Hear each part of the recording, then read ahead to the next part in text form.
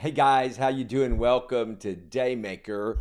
Well, I guess we know that winter is finally here, so we're getting a little cold weather. We can change our clothes and start carrying our umbrellas. Texas is one of the most unusual places in the world when it comes to weather. Hey, I've got something for you today. I want to talk about from the title, Stop Imagining That Everyone Else is Winning. How many of you ever caught yourself in the situation comparing yourself to others or looking around and thinking, you know what, everybody's winning but me, everybody's happy but me?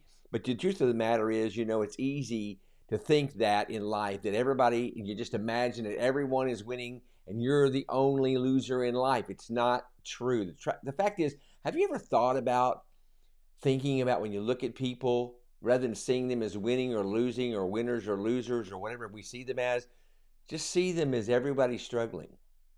That's, as a pastor, that's kind of the way I look around and I just go, you know what? Everybody's struggling. When I hear somebody complaining, and we're going to talk about complaining in a minute, I'm thinking, boy, they're just struggling. Because the truth of the matter is, when we strip off all the social faces, we strip away all the fake stuff, all the pretension, when we remove all of that stuff, we realize that behind all of us are struggling with something. A loved one that's hurting, a mom and dad that's about to go to heaven, pain. It doesn't matter what life looks like, everyone is struggling. So I want you, when you're looking around thinking that you're the only loser, listen to me. There's more struggle out there than you could ever realize in your life. So slow down, stop comparing yourself to others. It's only human nature to be curious and learn about others, but comparing yourself to others is a behavior that is sabotaging yourself, your self worth, and your personal judgment. Comparison robs you of joy. The Bible calls us a fool. The Bible says comparing yourselves to one another makes you a fool because only God knows the whole story. So don't get fixated on social media. Don't get fixated on other people's life. Just be present. You know what? The enemy loves to put up false pictures of how everybody's doing but you. So stop comparing yourself. When you compare yourself to others, you sabotage your success and you start a destructive war, a war within yourself. So let's just stop the comparisons. Also, guys, let's stop complaining. You know what? When we compare ourselves, we get in bad moods and then we start complaining. So we want to stop complaining. Here's what Dale Carnegie said: any fool can criticize, condemn, and complain, and most people do. Even myself, I have to find myself, hey, something goes awry. I start, whether I need to get home or I'm tired or had a long day, and we go, no, no, no, no, no, no, no, no, no. See, complaining just puts you in a place where you don't really want to be. When you see complaining for what it is, you're more thankful to pay attention to what is around you. You know what? When you really see for what it is, like, why am I complaining? I should not be complaining.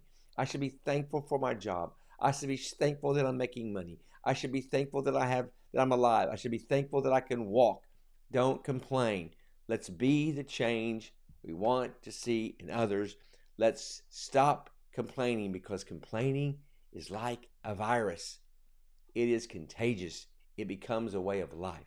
So let's stop complaining. The second thing we can do is I close out with your closing tips. Focus on the daily journey of your life and not a destination. I think we like an ideal day. How many of you know that most days are not ideal? There's always a challenge, and that challenge is working for our good. So here's a nice tip. I love this tip. Find joy in the ordinary. Find joy in the ordinary. I think that we look for joy in the extraordinary or the surprises rather than seeing the flower that's normal in our yard and find joy in that. Find joy in the fireplace. Find joy in the fire in your house.